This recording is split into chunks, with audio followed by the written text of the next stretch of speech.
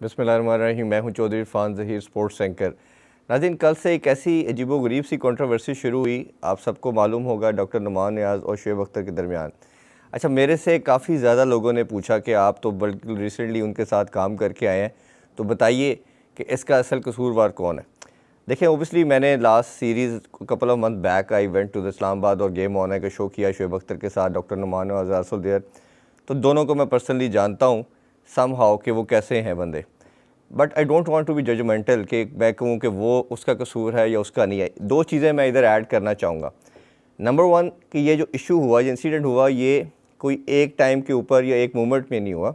ये मैं आपको बता रहा हूँ कि ये इंसिडेंट या जो चीज़ें थी वो काफ़ी लंबे टाइम से चल रही थी और इसके ऊपर ये उस दिन फ्लेयर अप कर गया।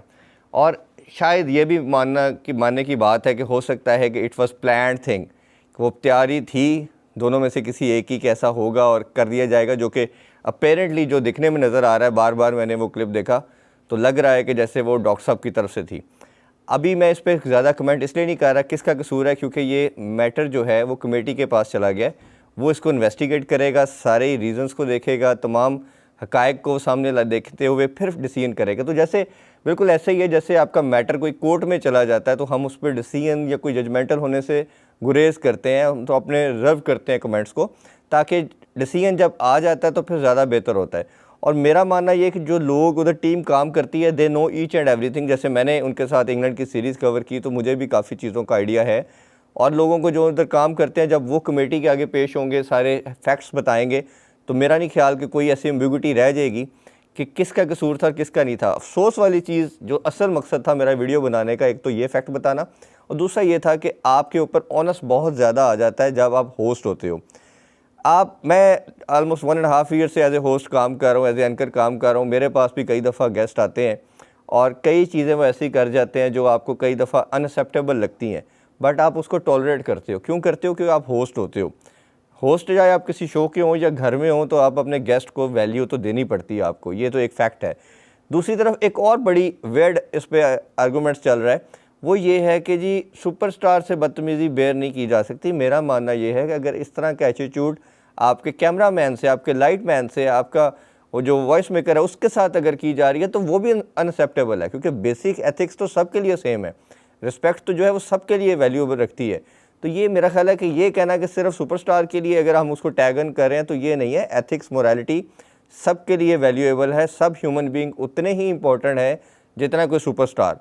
तो अगर ये चीज़ गलत हुई है, गलत की गई है, तो उसके अकॉर्डिंगली उनको लाइबल भी करना चाहिए और जो भी रिक्वायर्ड एक्शन बनता है वो मस्ट होना चाहिए और इससे एक प्रेसिडेंट सेट करना चाहिए, एक प्रोटोकॉल सेट करना चाहिए, कोई भी अब्यूज़ ऑफ पावर ना कर सके। और जो भी कल्प्रेट ठहरता है इस मैटर के अंदर, उसको एक ऐसा प्रेसिडेंट सेट करेंगे ताकि जितनी भी ये लोग सोशल मीडिया पे या मीडिया पे, ये ज़्यादा हाईलाइट मेरा ख्याल है इस वजह से भी हो रहा है कि ये इंसिडेंट नेशनल टीवी पे हुआ है। तो नेशनल टीवी के ऊपर अगर आप इतने लोगों के अंदर बैठ के, क्योंकि सबसे ज़्यादा प्रॉब्लमेटिक चीज़ ये थी जो कि शायद शुएब ने अक्लमंदी मैं कहूँगा कर दी, वो इसीलिए की कि आपके फॉरेनर क्रिकेटर भी बैठे थे और वो क्या मैसेज लेते इस सारे इंसिडेंट को अगर ये बहुत ज़्यादा इशू बन जाता। आल्दो बन तो चुका है और कंट्रोवर्सी तो स्टार्ट हो चुकी है, बट अगर उसी टाइम की एक्सट्रीम पे चली जाती तो मेरा ख्याल है कि चीज़ें और वर्स्ट भी हो सकती थी।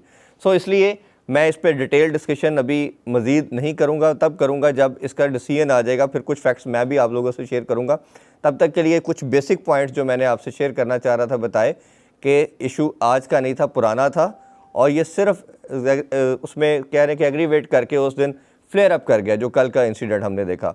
और हम उम्मीद करते हैं कि कमेटी जो है वो बिल्कुल बाइस नहीं होगी, बिल्कुल फैक्ट्स के ऊपर इसकी डिसीजन आएगा। और इसका फाइंडिंग जो मेरा मानना ये है कि ये छोटा नहीं है, क्योंकि नेशनल स्टेट चैनल है, तो पीएम को भी इस पे एक्शन लेना चाहिए। होपफुली कि जी इंशाल्लाह ऐसी चीज़ों से पाकिस्तान अवॉइड करे। पाकिस्तान जीत रहा है, खुशियों वाला मौका चल रहा है, उसको सेलिब्रेट करें और ऐसी चीज़ों से हम जितना गुरेज कर सकते हैं वो करें। इंशाल्लाह आपसे बहुत जल्द दोबारा मुलाकात होगी नई वीडियो के साथ। अल्लाह हाफिज़।